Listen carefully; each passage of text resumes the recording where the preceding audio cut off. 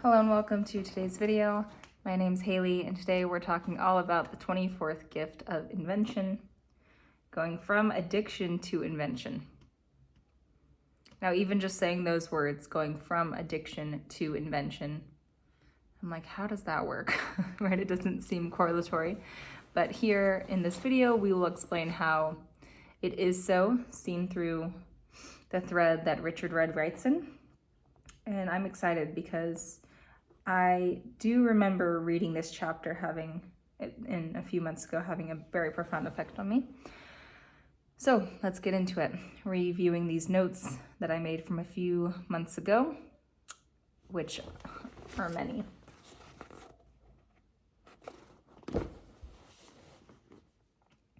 So addiction's very nature conceals patterns. Every single addiction, underneath the addiction, and sometimes blatantly played out in the addiction, is a pattern. Emotional, and then it's acting itself out in a behavioral form, in drinking the alcohol, in eating the chocolate, or in engaging in the sex. All of these 3D actions are concealing a hidden pattern, a hidden emotional rerun. And these addictions can mutate, of course, until the person's like, you know what? My name's Haley Snyder and I'm addicted to judging myself. Or my name's Jerry and I drink a lot of alcohol, right? Until the individual is willing to confront their own addiction, recognize the uncomfortability, sit in the gap, if it's even just for a moment. It's not until the person gets to that point that we're actually even starting to enter the gift frequency of invention. So first and foremost, if you haven't watched the last two videos, I highly, highly recommend doing so because we delve into the nature of addiction and how to even work your way up to the willingness to admit that which you are addicted to. So yes, it all starts with admitting there's an issue. Maybe you don't even know what the issue is, but you're willing to find out. Yeah, maybe I don't even understand the emotional pattern that's causing me to do this thing again and again and again, but I do know something's off. I do know something's wrong. I don't know what to call it. I don't even know how to locate it, but I do know something is fundamentally off and I do want to fix it. This is the energy of truly stepping into the gift frequency.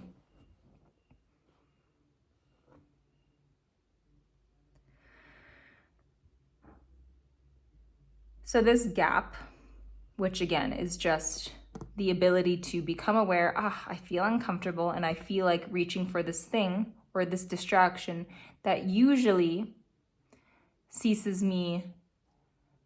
my discomfort. Recognizing you're in the gap. This gap can last a second.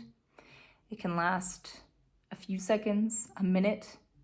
If you're noble and courageous, it can last a few hours or a few days or a few weeks or a few years.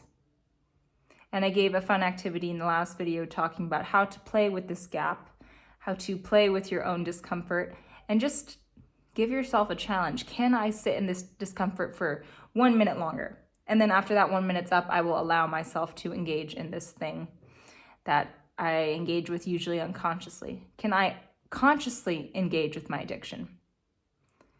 And so that game is really fun in the sense that it also shows the individual that they do have autonomy. They do have a bit of control over that which they think controls them.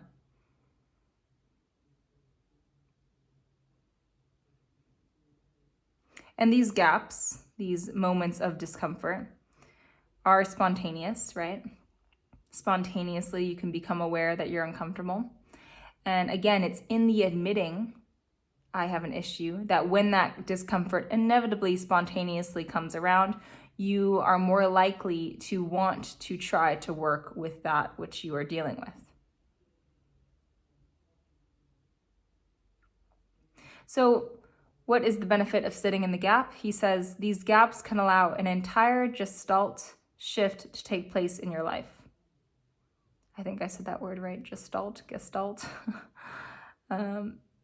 Nonetheless, Sitting in the gap, the benefit of doing that, the reason you and I should think about sitting in the gap before engaging with our addiction is because it can quite literally quantum leap you into a new reality. And that is not an exaggeration. It can completely shift your life.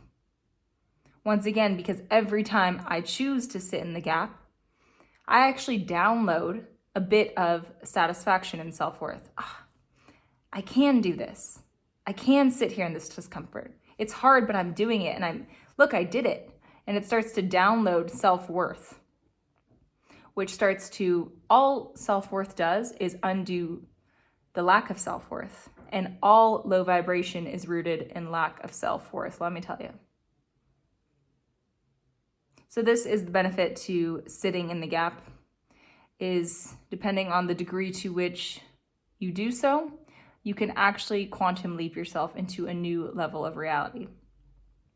One where the addiction is less prevalent, one where the addiction doesn't even exist, one where you have so much self-worth energy that you've generated that you can go out and create something, invent something, whether it's a job opportunity, quite literally a new invention, or create a family, create a piece of art or music.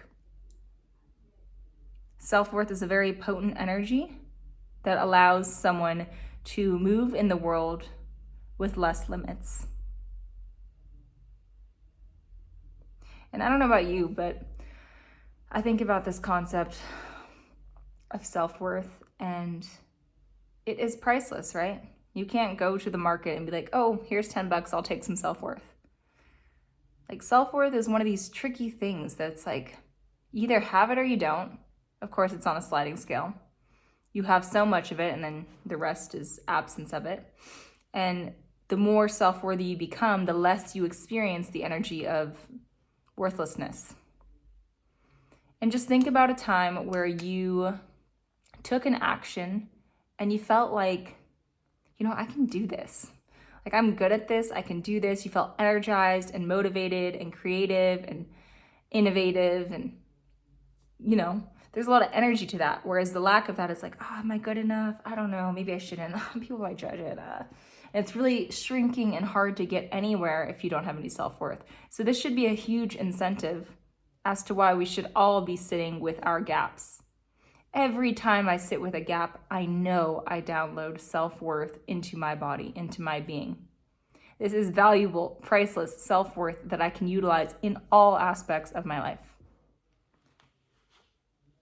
So, of course, sitting in a gap, he says, can feel very destabilizing. And I think it's great that he acknowledges this because, okay, yes, it's great. I can sit here and hype you up like, yeah, sit in that gap, like get uncomfortable. But then push comes to shove, you're actually in that position, you're like, fuck me, this is really hard. It's very destabilizing. It causes a lot of confusion and anxiety, sometimes mental breakdown. And so I think it's great that he reminds us here, you can do it, you can sit in the gap, but it may be a turbulent ride. So buckle up. And this is one of the things I love about this text in general. He does not shy away from the shadow, clearly. He has a shadow chapter within every gene key. And he very much acknowledges that there's more to spiritual journeys than just like uncovering light. Like, there is a shadow, and it's gonna be destabilizing and hard, but you can do it. So I love this about Richard Rudd. He keeps it very real. He doesn't spiritually bypass and only focus on the glittery light aspects of spiritual ascension. So it can feel very destabilizing sitting in the gap.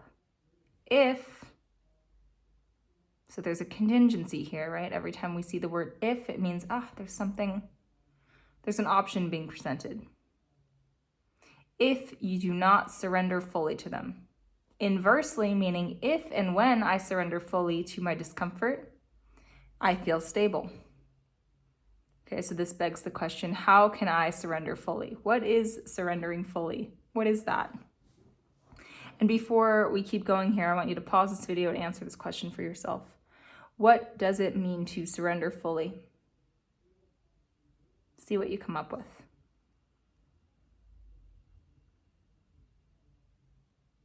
And the reason I prompt you to ask yourself this question is because all the answers are inside of us. Yeah, cheesy but true.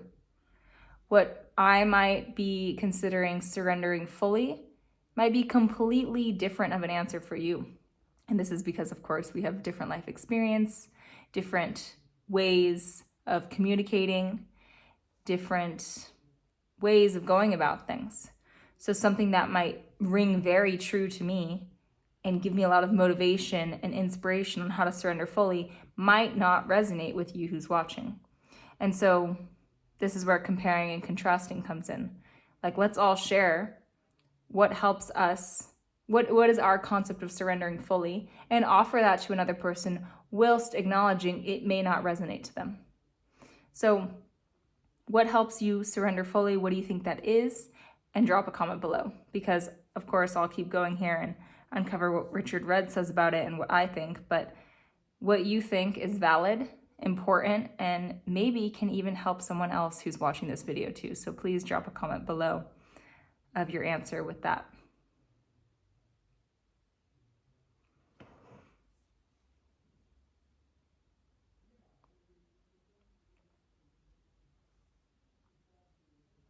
Your response to them determines, your response to the uncomfortable gaps, determines whether they become bridges to another level of awareness, or if you simply fall back into a familiar way of thinking and acting.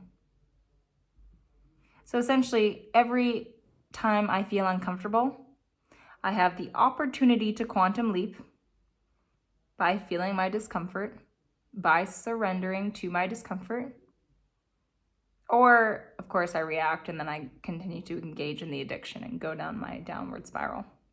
And so to me, as I read this, your response determines whether they become bridges to the next level of reality. My response. So what if my response is, come here, babe. It's okay. Yeah, I hear you. I know you feel uncomfortable. It's all right. Like, to me, fully surrendering is, how would I treat a child that is in pain, who's crying, who's having a tantrum? Maybe I can't even understand their words because they're kind of screaming, crying, yelling all at the same time. Ultimately, what this child needs is a hug. A hug, and it's okay, honey. Whenever you're calm, let's try to talk, but until then, let me just hug you. This is also probably what myself needs when I'm having a tantrum. So to me, surrendering fully is embracing the discomfort, embracing the part of me that is having a tantrum, and waiting for it to calm down a bit before we can communicate. So that's my answer to that. And again, keeping in mind that my response, my ability to accept it, hug it, love it into life, is what will ultimately open up that opportunity for me to step into the next level.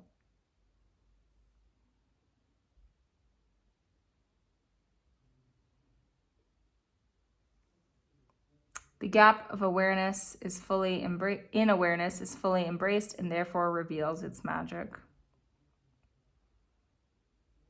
So the person with the gift of invention either catches themselves avoiding the gap or fully recognizes such moments when they arrive. I catch myself avoiding discomfort. I catch myself always trying to distract myself with various addictions or people or places or things or foods. This is the person in the gift frequency is aware of what distracts them and why they're turning on the TV. The person with the gift frequency not inversely, and or fully recognizes such moments when they arrive. They're in tune with how they feel. The moment they start to feel uncomfortable, it doesn't take them too long, maybe a few minutes or a few seconds, to catch, I feel not great. And in being able to recognize it, they're already starting to open their arms to this discomfort and sit in the gap.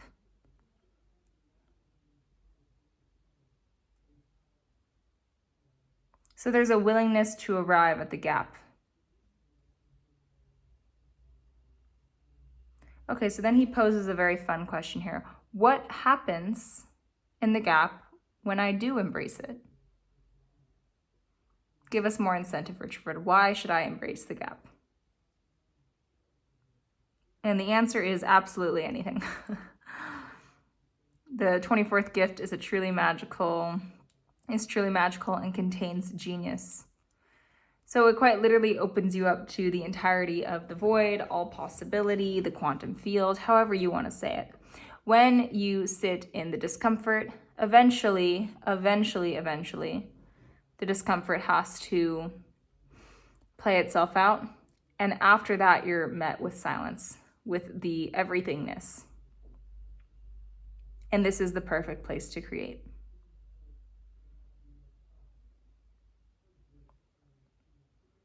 There's a silence and a stillness here that has the potential to bring new things into the world. Originality, surprises, and of course, if I'm saying all this and you've never experienced sitting through a gap and then having, ooh, look at that sun, and then having some form of peace come through, you're probably like, okay, sure. But this is actually very true. I know this because I've experienced it, where I am so uncomfortable, just like crying, screaming, whatever, having a dark night of the soul, whatever you want to call it. And then I choose to keep sitting in that, even though I would so much rather engage with something that distracts me or makes me feel better in the moment. And then, for me at least, it's been sometimes a few hours it takes for this to subside, sometimes just under an hour. But I've had it a few times now where a sense of peace, stillness, and silence come through. And it's almost like I'm living in a completely different day, like quite literally. And yeah, I do find a lot of music and poems and ideas for creation come through to me once I get through this stage. So this is the promise here. It's a birth canal for originality and surprises. Then he takes us on a mini scientific rabbit hole and talks about how gray matter is for processing information in the brain, and white matter is about communicating that information. He's saying this 24th gift of invention is a mysterious process that takes place in the deep gray areas of the brain. This 24th gift is pertaining to the part of your brain that processes information, that understands information.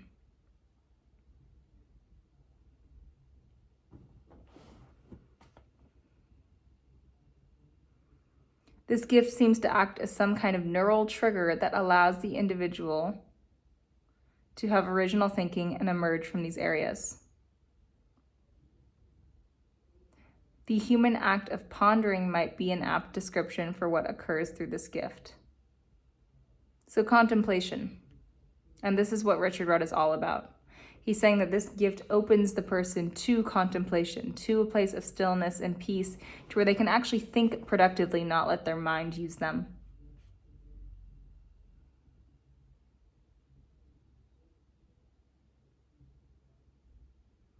It allows you to see things in a totally new light because, once again, the noise of your brain has subsided once you choose to sit through the discomfort and make it to the part where the liberation occurs. But this will never come about, this insight or contemplation or stillness or silence or invention will never come about if you're not willing to sit through the discomfort. The only way out is through. I wish it was different, but that is just how it is.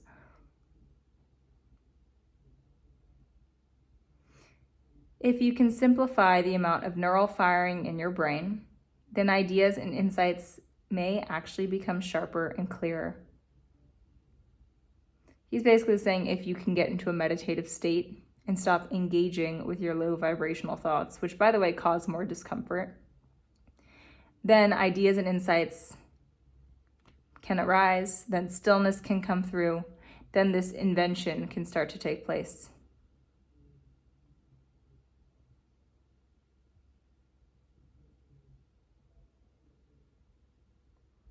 So meditation is a great way to get to this place of stillness. And I know a lot of people say, oh, I can't meditate. So he offers us another avenue. He says contemplation is another beautiful way to get into these heightened state of awareness, this silence, this stillness, this comfortableness, this peacefulness. And contemplation is this human act of pondering that he was talking about. Surrender yourself into the great mystery, he says. Pause in this not knowing, in this discomfort. I always think of the emoji that's like this. That's literally me, like, all the time. So meditation, contemplation, these are two offerings he mentions in this book. But once again, the only way out is through. So it's up to you how you will navigate this discomfort, whether you will avoid and stay in the shadow frequency of addiction, whether you will meditate and try to arrive at this place of stillness, or whether you will contemplate and get curious about why it is that you're feeling uncomfortable. I personally use both techniques. I do love contemplation though, of course, clearly, right? That's why I make these videos. That's why I read this book like a crazy person. But nonetheless, it is all about these gaps between cycles. Magic and mutation can occur within the gap if you choose to take the gap by hand.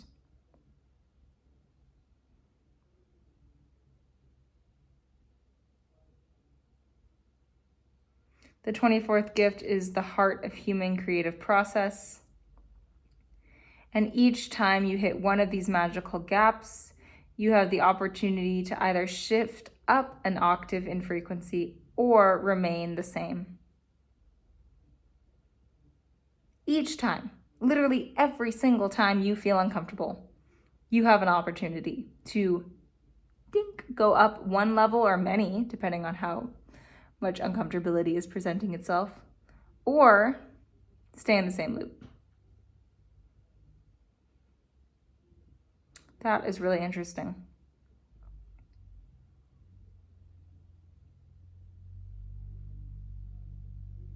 Invention is really a creative addiction. I like that because it's very poetic and very true. Invention is a creative addiction, and wouldn't we so much rather replace our self-detrimental addictions with ones that benefit us? Addiction thinks in circles, right? It stays the same. Whereas invention thinks in spirals. It's going up to the next level of reality. Whereas addiction is staying here. Invention is going up.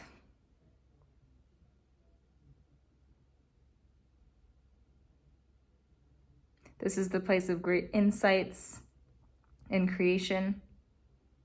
And only the one who is willing to face their own ignorance can cross this bridge.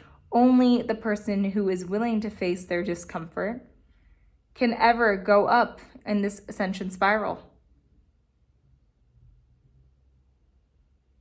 And again, entering this doorway into invention begins with the willingness to admit you do not know and that you may never know. The willingness to admit you're addicted to something that's not serving you. The willingness to admit you need help. It's essentially a very honest discord with yourself. And it's this inner honesty that creates the environment for invention. I don't know. Show me. Right? It allows this divine energy to channel through you because there's finally room. When you're constantly thinking, trying to figure it out, engaging in an addiction, there's no room, there's no space or mental energy for something higher to channel through you. And realistically, all creation on this earth, music, the new dish you create, the beautiful art you make, whatever kind of invention you're engaging with, is byproduct of divine life force energy flowing through the vessel. And we have to invite that in. We have to make room for it. We have to ask for it.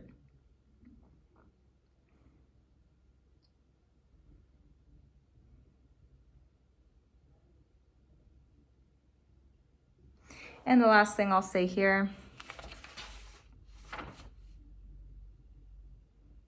is that when invention occurs, when a thought occurs, when a creative act wants to flow through you, it cannot necessarily be predicted. But usually, more often than not, it's when you're in a state of relaxation. Because once again, this is when the channel's open. So when you're sitting silently, sleeping, meditating, contemplating, dreaming, or doing nothing at all, chilling on the couch, these are the potent times in which ideas can start to flood through the mind.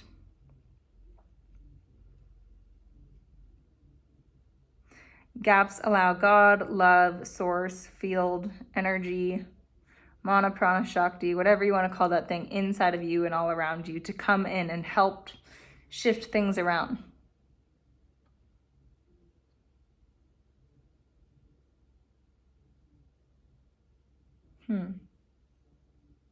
So that's all I have to say about that. I will see you guys in the next video where we discuss the 24th Citic state of silence. Hey guys, thanks for tuning in to another Gene Keys video with me. If you're interested in working one-on-one together, feel free to email me. It's in the description box below. We can work together on reading your Gene Keys, which I just started doing for people, which is really exciting. I also offer one-to-one coaching where we can meet together to work through insecurities, blockages that you have, and just really stepping into the best, brightest version of yourself. So I look forward to hearing from you guys, and I'll catch you in the next video.